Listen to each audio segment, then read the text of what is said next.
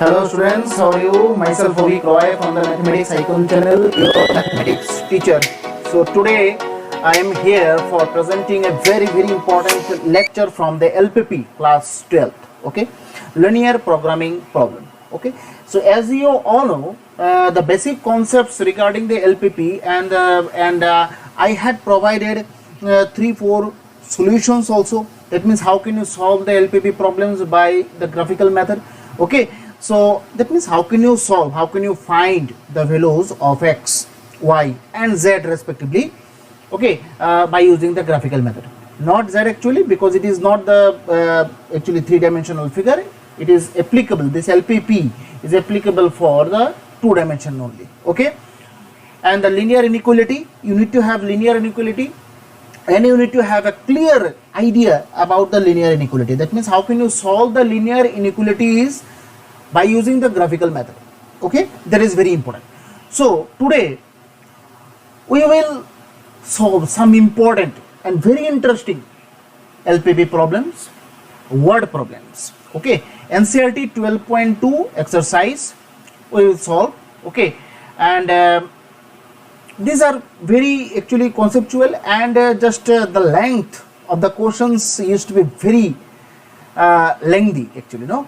So you can see the questions 12.2 exercise मैं screen में एक एक करके क्वेश्चंस दे दूंगा और वो क्वेश्चंस आप लोग थोड़ा नोट करिएगा. और that means those who have the NCERT books, you can see the questions in that book also. Okay, so start करते हैं. चलिए स्टार्ट करते हैं आज का लेक्चर. ठीक है, तो शुरू करते हैं. NCERT 12.2. ठीक है, question number 4, question number 4 start करेंगे. ठीक है, चलिए स्टार्ट करते हैं. क्वेश्चन नंबर 4 देखिए स्क्रीन में है. क्वेश्चन नंबर 4 स्क्रीन में है, देखिए. ओके, चलिए शुरू करते हैं. देखिए फर्स्ट क्वेश्चन, क्वेश्चन नंबर 4 थोड़ा लंबा लेके मैंने चूज किया है, करने में मजा है. ठीक है, लिखिए. A manufacturer produces nuts and bolts. ठीक है, nuts and bolts. It takes 1 hour of work on machine A and 3 hours on machine B. ठीक है, अच्छा, दो टाइप का मशीन है.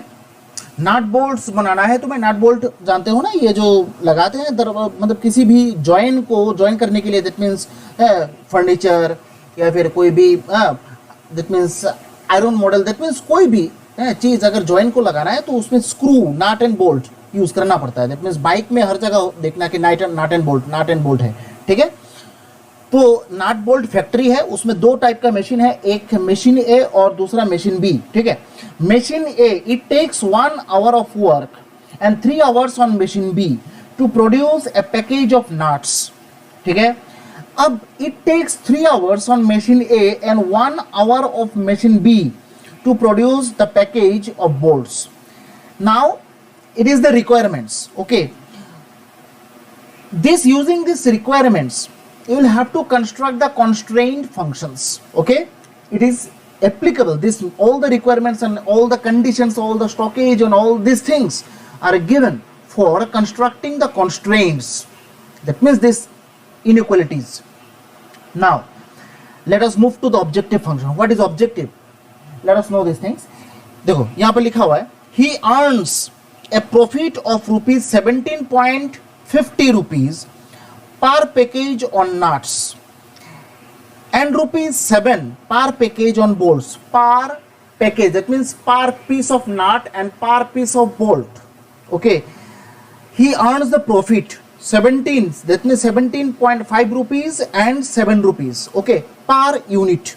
ठीक है, how many but we don't know the total quantity of the nuts and bolts.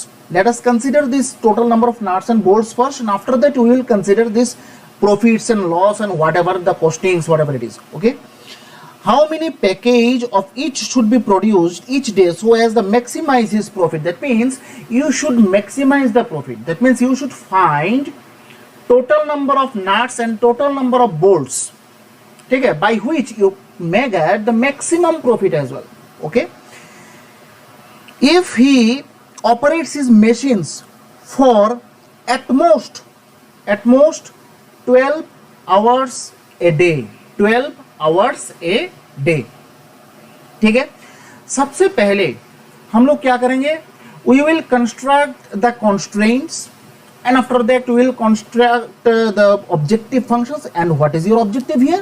Your objective is what? Maximum profit. You can see how many nuts and bolts should be produced here for making the maximum profit. यहाँ पर लिखा हुआ है question में, ठीक है, ये maximum profit तुम्हें क्या निकालना है, ये ऑब्जेक्टिव है, ठीक है। अच्छा, अब मैक्सिमम प्रॉफिट हो, मिनिमम प्रॉफिट हो, you should know the total quantities of nuts and bolts first. तो सबसे पहले शुरू करते हैं, चलो क्वेश्चन नंबर 4 से शुरू करते हैं, एनसीईआरटी 12.2 एक्सरसाइज। तो let total number of total nuts x units, ठीक है, टोटल बोल्ट्स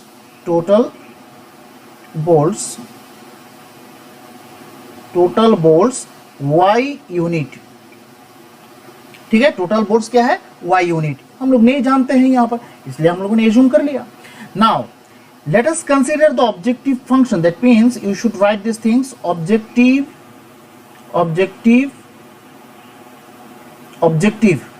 क्या है, मैक्सिमम प्रॉफिट।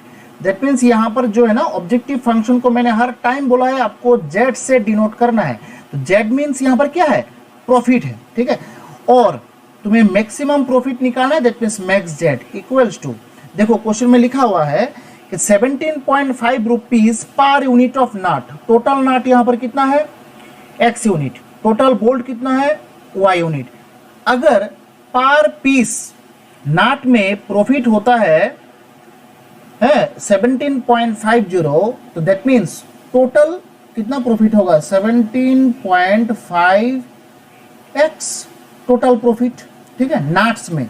अब बोल्ट्स में क्या है, बोल्ट्स में 7 रुपीज है, देखो तो 7y, so that means max z equals to 17.5x plus 7y is the objective function, ठीक है, तो ये हमेशा याद रखिएगा। अब constraints निकालना है, constraints, ठीक है, अब constraints निकालो। constraints यहां पर क्या होगा, देखो फर्स्ट constraints बनाने के लिए at first you need to make a table, okay, एक टेबल तुम्हें बनाना पड़ेगा, ठीक है। तो टेबल कैसे बनाते हैं थोड़ा देखो अभी। अब देखो सपोज ऐसा ये, ठीक है, ये है मशीन, अच्छा ये है नट्स, ठीक है, और ये है बोल्ट्स, ठीक है, ये बोल्ट्स, और ये है मशीन ए और मशीन बी, दो टाइप का मशीन है ना क्वेश्चन में, देखो दो टाइप का मशीन है। अब देखो और थोड़ा एक्सटेंड कर दो, उसमें थोड़ा एक्सटेंड कर दो।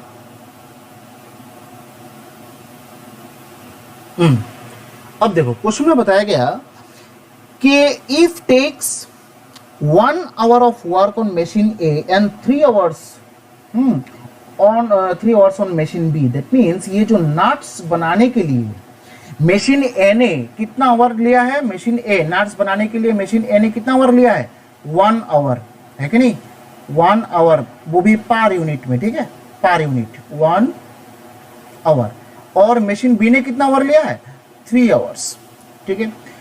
अब बोर्ड्स बनाने के लिए मशीन ए ने कितना आवर लिया है, देखो यहां पर लिखा हुआ है 3 hours, और मशीन ए ने कितना आवर लिया है, 3 hour, और बी ने 1 hour, ठीक है।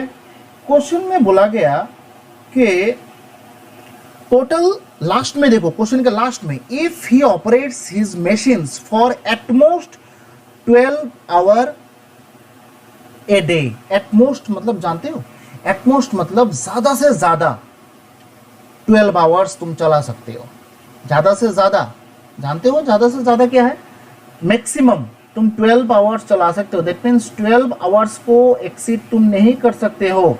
अब दोनों के लिए ही मशीन ए हो और मशीन बी हो, सॉरी यहां पर होगा टोटल, यहां पर लिखो टोटल 12 आवर्स, यहां पर भी 12 आवर्स। ठीक है, यहां देखो हो गया। अब आओ, तो अब कांस्टेंट फंक्शन बनाते हैं। देखो यहां पर क्वेश्चन में बोला गया कि अब देखो यहां पर मशीन ए नाट्स में टोटल 1 आवर, बोल्ट में टोटल 3 आवर खर्च करता है। तो टोटल कितना खर्च करता है देखो तो 1x प्लस 3y, ये है total number of hours for machine A. At most 12 hour, that means उसको देखो तो ऐसे लिख सकते हैं कि नहीं, ऐसे लिख सकते हैं कि नहीं, that means x plus 3y less equals to 12। ठीक है। सेकेंडली मशीन बी जो है ना, मशीन बी नाट्स में देखो टोटल 3 आवर पर यूनिट नाट में 3 आवर और पर यूनिट बोल्ट में 1 आवर। तो टोटल कितना आवर है देखो तो 3x plus 1y, that means y। ये भी मैक्सिमम कहां तक, एटमोस्ट बोला गया ना, दैट मीन्स मैक्सिमम 12 तक तुम चला सकते हो। मशीन ए का भी लिमिट 12 आवर्स तक है, मशीन बी का भी लिमिट 12 आवर्स तक है। Now the constant function is already constructed, now you need to move to the solution part, okay? And most importantly you should write the universal constraints, that means x comma y always greater equals to 0। ठीक है, तो मैंने क्या बोला था, देखो यहां पर सब कुछ कंप्लीट हो गया है, ऑब्जेक्टिव फंक्शन भी कंप्लीट है, constraints भी यहां पर कंप्लीट है। नाउ सॉल्यूशंस करना पड़ेगा। सॉल्यूशंस कैसे होगा, सबसे पहला स्टेप तुम्हारा क्या है जानते हो,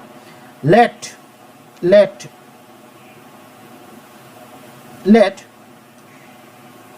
x plus thrice y equals to 12। ठीक है, तो मैंने क्या बोला था, तुम्हें intercepting form of straight line में सजाना है। दैट मीन्स राइट साइड में जो भी नंबर रहेगा उस नंबर से पूरा इक्वेशन को तुम्हें डिवाइड करना है, तब जाके तुम्हें x by A plus y by B ऐसा फॉर्मेशंस मिलेगा। ठीक है, 3y बाई 12, दैट मीन्स यहां पर क्या होगा, y बाई 4 होगा, है कि नहीं, इक्वल्स टू 1। दैट मीन्स क्या होगा, x by 12 plus y by 4 equals to 1। तो ये है आपका पहला इक्वेशन। और इसमें पॉइंट्स क्या क्या निकला, यहां पर देखो तो 12,0 12,0 एंड 0,4, राइट। ठीक है, अब जाओ, अब सेकंड इक्वेशन देखो थोड़ा, सेकंड इक्वेशन क्या है, 3x plus y equals to 12।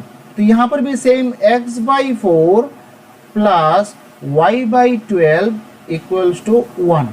तो ये है आपका सेकंड इक्वेशन, राइट। अब सेकंड इक्वेशन में 4,0 एंड 0,12 ये दो पॉइंट्स हैं। ठीक है, अब यहां पर देखो फर्स्ट पेयर ऑफ पॉइंट्स निकल गया, सेकंड पेयर ऑफ पॉइंट्स निकल गया। Now you need to construct the graph, the straight lines actually, okay. Now हम लोग यहां पर, इसका तो जरूरत नहीं है, already we have constructed actually this constraint functions. This table is useful for constructing the tables, okay. So if you have constructed this table, that means this constraint functions once, then you need not to have this type of tables here. Now let us move to the graphical representations, okay. Now शुरू करते हैं। देखो graphical representation कैसे होता है, सबसे पहले तो एक ग्राफ सुंदर करके ड्रॉ करो, एक्स एक्सिस वाई एक्सिस, ठीक है, ठीक है। अच्छा, अब आओ यहाँ पर थोड़ा डिवीजन थोड़ा ले लेते हैं। देखो 1 2 just approximate, no it is not the accurate one, just you can take it approximately. No, because I don't have any kind of measurements, then I think you should take this, but you should take the equal divisions, no? Okay, now it is your origin point, that means 0 comma 0 comma 0. Okay, now first pair of points 12 comma 0, 0 comma 4. 12 comma 0, 1 2 3 4 5 6 7 8 9 10 11 12. This point, okay, this point 12 comma 0 and 0 comma 4, 1 2 3 4, that means this point 0 comma 4. Now let us join these 2 points. Now just I am trying this pen tablet for the first time, that's why I am not supposed to be very much expert in this section. Okay, so please give me some time. Day by day, just this handwriting and all these things will be improved, because I know this pen tablet using is not the easy thing. It takes too much time to be improved. Okay, so please give me some time, that will be improved day by day. Okay, now I am trying my best. Now second pair of points 4 comma 0 and 0 comma 12. Okay, now 4 comma 0 means I think this one is 4 comma 0. Okay, now let us take this one. No, this one. So okay, so this one is 4 comma 0 and 0 comma 12, 1 2 3 4 5 6 7 8 9 10 11 12. That means this point is 0 comma 12. Now if you join these 2 points, okay, only 2 straight lines we have. Okay, now we have drawn these 2 straight lines. Now you can see these 2 straight lines intersecting in one particular point. Okay, in one particular point, this point. Okay, now our next target is to find the intersecting point. Just remember one thing, if more than one lines are intersecting to each other, then you need to find the intersecting points first. Without finding the intersecting points, you can't proceed to the calculations. Okay, just if you want to proceed the calculation, then you need to find the intersecting point first. Okay, so remember this thing. Now we have these 2 equations, easily we can find the intersecting point. It is not a big deal. Okay, so just remember one thing, this one is equation number 1 and this one is equation number 2. Okay, now solving 1 and 2, solving 1 and 2. ठीक है, अच्छा शुरू यहाँ पर एक काम करते हैं, इसको थोड़ा मिटा देते हैं. ठीक है, अब ये सब तो जरूरत नहीं है.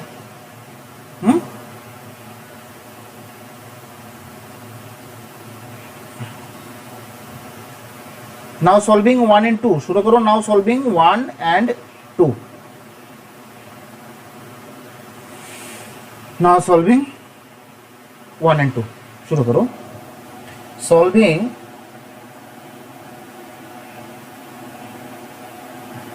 ओके 1 and 2 क्या है, x plus thrice y equals to 12. ठीक है, और दूसरा क्या है 3x plus y, 3x plus y equals to 12. Now elimination method. तो एक काम करते हैं, इसको मल्टीप्लाई बाय, क्योंकि एलिमिनेट करना है ना, मल्टीप्लाई बाय 3 कर देते हैं और इसको मल्टीप्लाई बाय 1 कर देते हैं. Then the newly constructed equations are 3x plus 9y equals to 36. and second equation is 3x plus y equals to 12. Okay, now this cancel. 8y equals to 24, that is y equals to 3. Y equals to what? 3. Now put this value in any equation, you will get the value of x also. Okay, so यहाँ पर from 1 क्या है, x plus 3y ना, 3 into 3 equals to 12. That means x equals to 3. I think x equals to 3. So the intersecting point, so point क्या है, 3, 3. Now this point is what, 3, 3. Okay, now it's time to draw the shaded portion. ठीक है, अब दोनों equation में ही देखो less than sign दिया हुआ है. दोनों इक्वेशन में ही देखो, दोनों लीनियर इनइक्वालिटीज में लेस इक्वल्स टू साइंस है. अब मैंने बोला था कि लेस इक्वल्स टू साइंस जब दिया जाएगा, लेस इक्वल्स टू साइंस जब दिया जाएगा, तब तुम्हें 0, 0 जिस साइड में है उसी साइड में ही एरो ड्रॉ करना है. ठीक है, मैंने बोला था कि लेस इक्वल्स टू साइन जब रहता है ना, ये ट्रिक है, लेस इक्वल्स टू साइन जब रहता है तब हमेशा याद रखिएगा जिस साइड में 0, 0 हो, जिस साइड में 0, 0 है उसी साइड में है तुम्हें क्या करना है, एरो ड्रॉ करना है. अब दोनों इक्वेशन में ही देखो लेस इक्वल्स टू है, दैट मींस ये एरो दोनों के लिए 0, 0 के ऊपर ही होगा. अब now the shaded portion is I think the common portion, that means the shaded portion is this one. This one is shaded portion. Okay, now you have got the shaded portion, and I think you should consider the corner points now. Okay, so here the corner points is this one, and this one, and it is negligible. Okay, 0,0 is negligible, no need to consider this 0,0 corner points. Okay, so let us consider these 3 corner points. ठीक है, shaded portion तो मिल गया. अब shaded portion कैसे निकाला जाता है, just you need to figure out the space, a particular space where both the arrows for both the equations are common. Okay, so that is called basic feasible region, that means the shaded region, common region. Okay, so अब क्या करेंगे, अब तो corner points हैं. ठीक है, अब corner points में हम लोग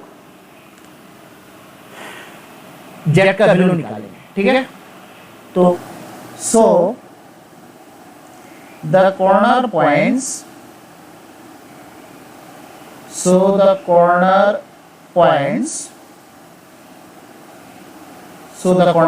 क्या क्या है, 3, 3 first one. Okay, second one is 4, 0, third one is what, 0,4. अब लास्ट लेक्चर में हम लोगों ने क्या है, जो हम लोगों ने कंस्ट्रक्ट किया है ना कि कांस्टेंट फंक्शन z हम लोगों ने कंस्ट्रक्ट किया, but in the last lecture we used to get the direct structure of the linear, that means LPP, and we used to solve it directly. But here in this word problems you need to construct the equation, that means this whole problems first, and after that you should proceed to the calculation. And that's why 6 marks used to be given for solving this type of word problems. तो याद रखना ये 6 marks के लिए word problems ही important होता है. ठीक है, नाउ एट 3,3 पॉइंट में जेड क्या था भाई, जेड था शायद 17.5 इंटू एक्स प्लस 7 इंटू 3. इसका आंसर क्या है, थोड़ा निकालो. 4,0. अब जितना कॉर्नर पॉइंट्स निकला है ना, सब कॉर्नर पॉइंट्स में जेड का वैल्यू तुम्हें निकालना पड़ेगा. That means Z equals to 17.5 प्लस 3 इंटू 0, तो जरूरत नहीं है लिखना. फिर 0,4 इस पॉइंट में जेड इक्वल्स टू क्या होगा, 17.5. ये पॉइंट है. ठीक है, ये पॉइंट है.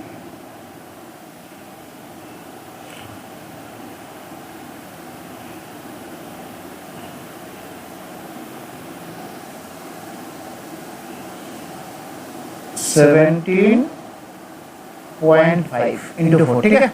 अब इसमें क्या होगा, 17.5 इंटू 0 प्लस क्या होगा 7 इंटू 4। अब तीनों का रिजल्ट तुम्हें निकालना है, ये है 28 और ये है 17.5 इंटू 3, कितना होता है 17.5 इंटू 3, थोड़ा देख लो, 17.5 इंटू 3 21 1.5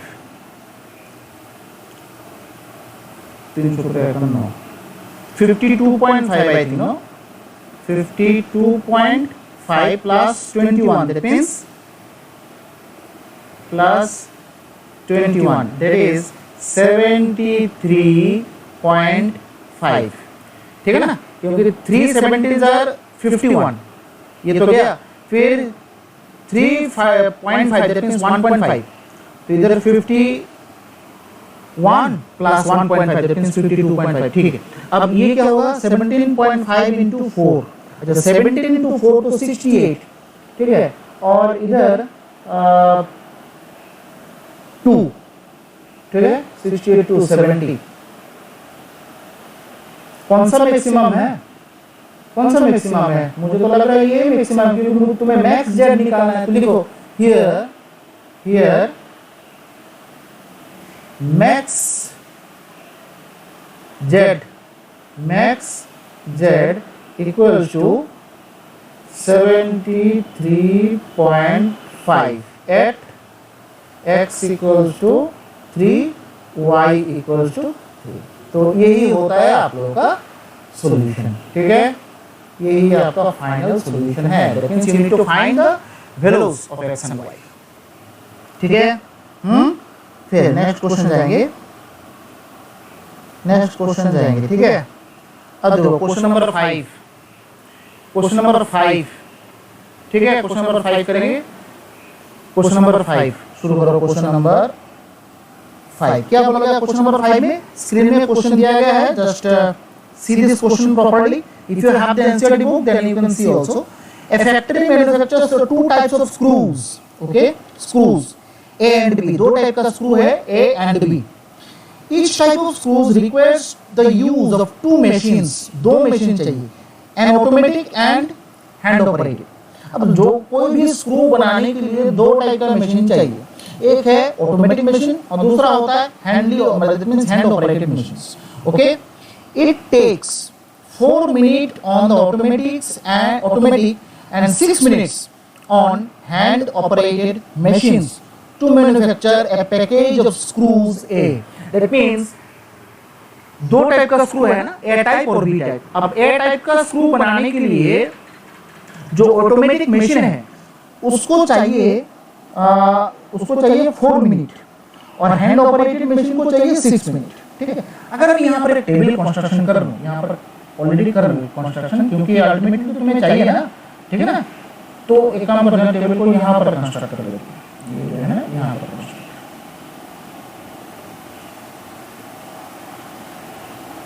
एक्चुअली तो चाहिए आपको, तो कर लो यहाँ पर कंस्ट्रक्शन। तो देखो यहाँ पर मशीन स्क्रू ए और स्क्रू बी, ठीक है। अब ये है ऑटोमेटिक मशीन, दो टाइप का मशीन है, ऑटोमेटिक मशीन और दूसरा है हैंड ऑपरेटेड मशीन, ठीक है। अब मशीन ये स्क्रू ए बनाने के लिए ऑटोमेटिक मशीन को कितना टाइम चाहिए, देखो लिखा हुआ है यहाँ पर 4 मिनट्स, ठीक है। और हैंड ऑपरेटेड को कितना टाइम चाहिए 6 मिनट्स। अब बी स्क्रू बनाने के लिए ऑटोमेटिक को कितना चाहिए,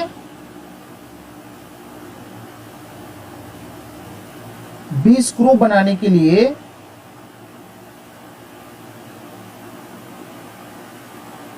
ये 6 मिनट एंड 3 मिनट, ठीक है। ये टेबल हो गया कंस्ट्रक्शन। अब क्वेश्चन में बोला गया कि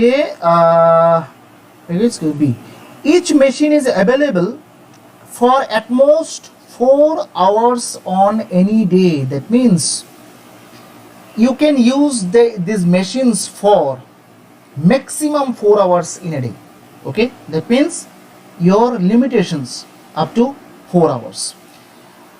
The manufacturer, that means यहाँ पर अगर मैं limitations लिखूं ऑटोमेटिक मशीन या फिर कुछ भी मशीन हो, 4 hours है, दोनों के लिए ही 4 hours है. ठीक है.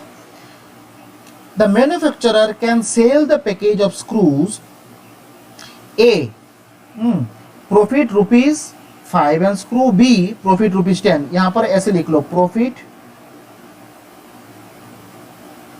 प्रॉफिट A स्क्रू के लिए प्रॉफिट कितना है, 7 ₹7 और ये है ₹10. ठीक है. Assuming that he can sell all the screws he manufactures. Okay, how many package of each type should the factory owners produced in a day in order to maximize his profit? That means your objective is maximize your profit, is to maximize your profit. Okay, तो सबसे पहले तुम्हें maximise करना है या फिर minimize करना है, it is the different thing. At first you need to construct the objective function and the constraint is as well. तो ऑब्जेक्टिव फंक्शंस यहाँ पर तो सेम, मुझे तो लग रहा है कि प्रॉफिट होगा, maximise to profit. That means profit को जेड ले लो, that means max Z equals to क्या होगा. और सबसे पहले तुम ये कंसीडर करना पड़ेगा, लेट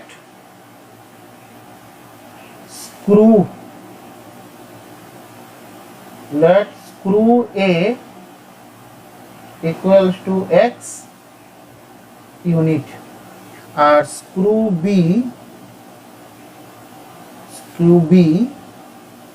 Y यूनिट. ये सबसे पहले तुम्हें एजम्पशन करना पड़ेगा. अब मैक्स जेड क्या होगा, देखो profit 7 rupees per unit of screw A, ₹10 पर unit of screw B.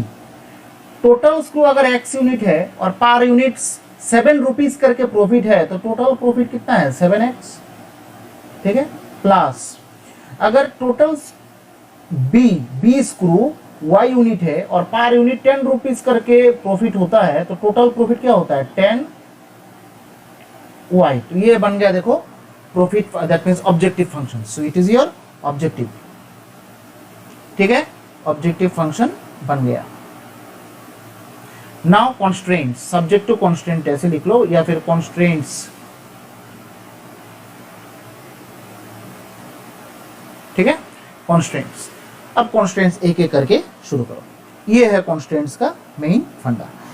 Automatic function, automatic machine जो है ना, ऑटोमेटिक मशीन ये 4 आवर ए में खर्च करता है, 6 आवर बी में खर्च करता है. टोटल अवेलेबल है मैक्सिमम 4 आवर्स. ठीक है, ये आवर्स नहीं, सॉरी मिनट्स है, ये मिनट है, मैं भी सोच रहा हूं ये मिनट्स है ना. ठीक है, तो यहां पर देखो कॉन्स्ट्रेंट्स क्या होगा. टोटल तो यहां पर स्क्रू ए एक्स यूनिट है, तो पर यूनिट अगर 4 मिनट लगता है तो टोटल कितना होगा, 4x प्लस सेकंड क्या होगा, बी स्क्रू के लिए 6y.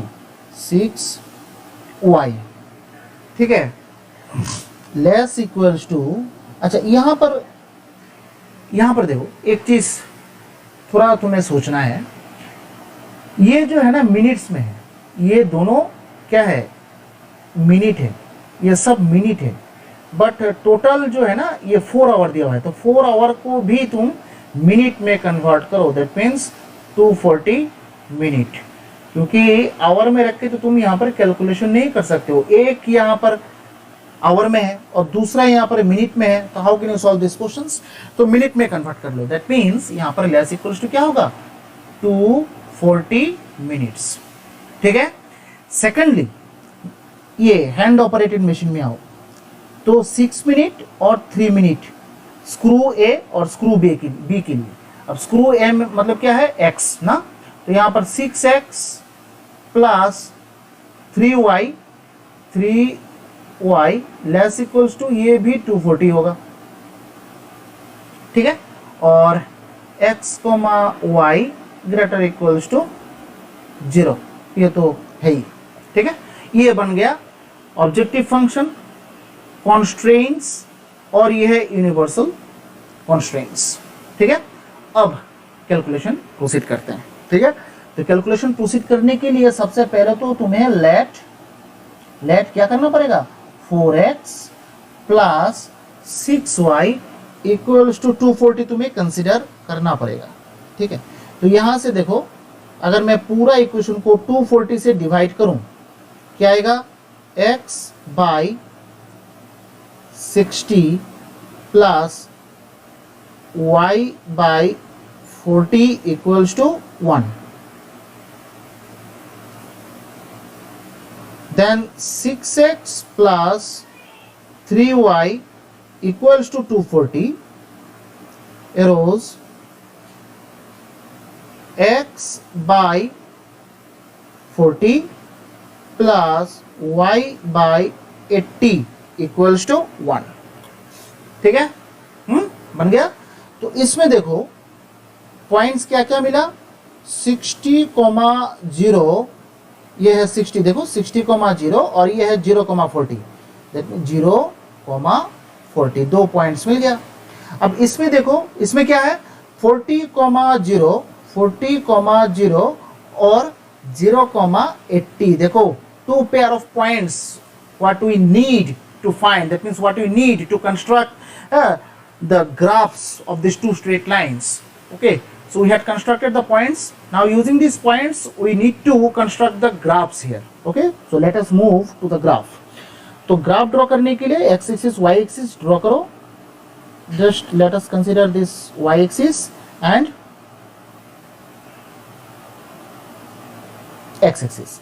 Now let us take the divisions, equal divisions, 1 2 3 4 5 6 7 8. Just let us take the division, the smaller division, as 10 unit, no, because here the points coordinates is very big, 50 60. So if you take this smaller division as 1, then I think this graph paper, such type of graph papers actually is not there in the market, okay. So let us take the divisions, this smaller division as 10 unit, okay, okay. Low 10 unit लो। पहला point क्या है, 60,0, that means 1 2 3 4 5 6, ये this point is 60, this point is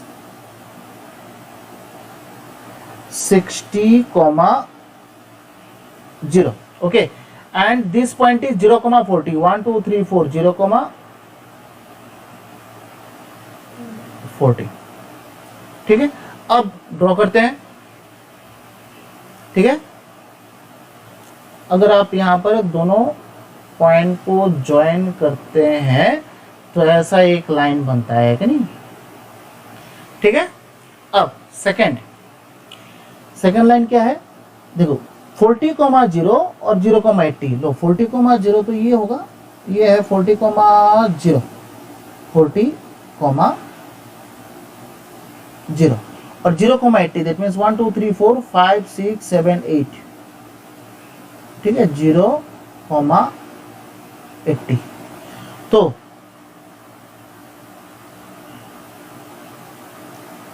ओहो, यहां पर देखो, shit, ये मतलब ये इस पॉइंट से जाना था ना, ठीक है, तो थोड़ा मैनेज कर लो, ठीक है। ये है दो स्ट्रेट लाइन। अब यहां पर क्लियरली वी कैन सी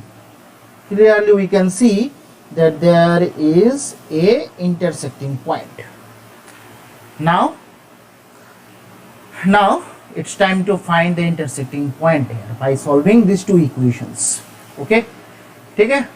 तो सॉल्व करो, एक काम करो, इसको इक्वेशन नंबर दे दो, इसको इक्वेशन नंबर 1 2। तो solving 1 and 2, ठीक है। तो 1 एंड 2 के लिए तो यहाँ पर कोफिशिएंट सेम होना चाहिए, तो कोफिशिएंट्स तो यहाँ पर सेम नहीं है, तो how can you use the elimination process? तो इसके लिए मुझे यहाँ पर तो कोफिशिएंट्स सेम करना पड़ेगा, है कि नहीं? तो एक काम करते हैं, फर्स्ट इक्वेशन को, ये जो फर्स्ट इक्वेशन है ना, सेकंड इक्वेशन क्या है? 6x plus 3y equals to 240, ठीक है? तो इसको मल्टीप्लाई कर लेते हैं 4 से और इसको मल्टीप्लाई कर लेते हैं 6 से, तो क्या बनता है? देखो तो ये क्या बनता है? 16x plus 24y equals to 06960, और यहां पर ये हो जाएगा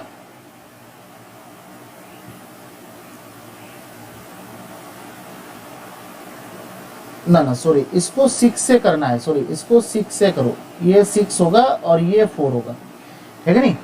ये 6 होगा क्योंकि मुझे x को कैंसिल करना है, ठीक है? x को कैंसिल करना है, x को कैंसिल करना है, तो इसको 6 तो इसको 4 से मल्टीप्लाई करो,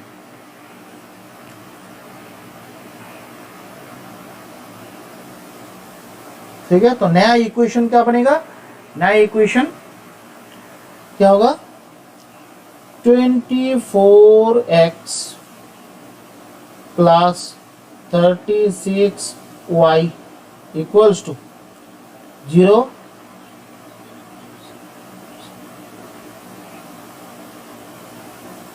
and then 24x plus 12y equals to this. Okay, now अगर मैं माइनस करता हूं तो ये कैंसिल, तो ये हो जाएगा शायद 24y और इधर हो जाएगा 0 8 1 10 4, that means y equals to 20, y equals to क्या है? 20, ठीक है? तो y का वैल्यू अगर 20 है तो x का वैल्यू क्या होगा? x का वैल्यू क्या होगा? यहां पर निकाल लेते हैं, ठीक है? y का वैल्यू 20 है, तो यहां पर x का वैल्यू क्या होगा? किसी एक इक्वेशन में बिठा दो, 4x प्लस 6y मतलब यहां पर 20, ठीक है? इक्वल्स टू 240, ठीक है? तो 4x इक्वल्स टू 240 माइनस 120, है नहीं? तो x इक्वल्स टू शायद 30 है, x equals to 30. That means this intersecting point is 30, 20. 30, 20. अब इंटरसेक्टिंग पॉइंट भी मिल गया। नाउ शेडेड पोर्शन निकालना है। अब दोनों स्ट्रेट लाइन ही लेस इक्वल्स टू साइन देके, देखो लेस इक्वल्स टू है ना दोनों, ये भी लेस इक्वल्स टू, ये भी less equals to, that means दोनों ही टुवर्ड्स 0,0 पॉइंट फिजिबल रीजन देगा। दैट मींस ये भी यहाँ और ये भी यहाँ। दैट मीन्स मुझे तो लगता है कि बाउंडेड पोर्शन, दैट मीन्स ये शेडेड पोर्शन ये होगा, ठीक है ना, जिसमें कॉर्नर पॉइंट ये होगा और ये होगा, 3 कॉर्नर पॉइंट्स हैं, ठीक है। तो यहां पर लिख लो, so here the corner points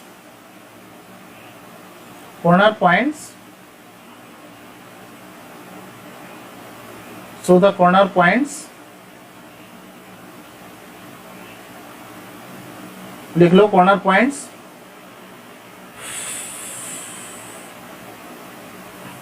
लिखो। सो कॉर्नर पॉइंट्स क्या क्या है?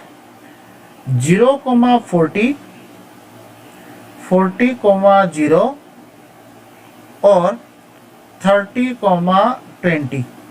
अब देख लो किसमें मैक्स जेड निकालना है ना तुम्हें, मैक्सिमम प्रॉफिट ना। So that means Z at 0,40, Z क्या है, जेड क्या था यहां पर,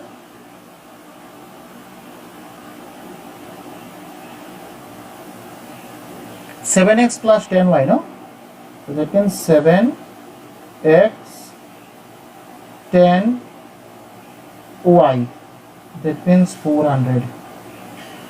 अब 40,0 में 40,0 में क्या होगा, z equals to 7 into 40 plus 10 into 0, that means 280। अब उसमें 30,20 में z equals to 7 into 30 plus 10 into 20 है कि नहीं, इक्वल्स टू इधर 210 और इधर 200, दैट मीन्स 410। तो मैक्सिमम तो मुझे यही दिखाई दे रहा है, तो लिखो so max Z equals to, that means ये है मैक्सिमम प्रॉफिट, मतलब प्रॉफिट कितना है 410 रुपीज, ठीक है। एट किसमें, x equals to 30, y equals to 20, ठीक है। तो ये है लीनियर प्रोग्रामिंग प्रॉब्लम का सॉल्व, ठीक है। तो आज के लिए सिर्फ इतना ही। If you like my videos then please subscribe, like and share my channel so that I can reach to each and every students of my country, and I can help, so that I can help all the students those who are not getting the sufficient ingredients, sufficient guidance because of the financial crisis, because of this pandemic situations. Okay, so kindly share my lectures to each and every students, each and every sources you have, each and every classmates, each and every that means your neighbors. Okay, so thank you very much for joining my classes. Bye and Jai Hind.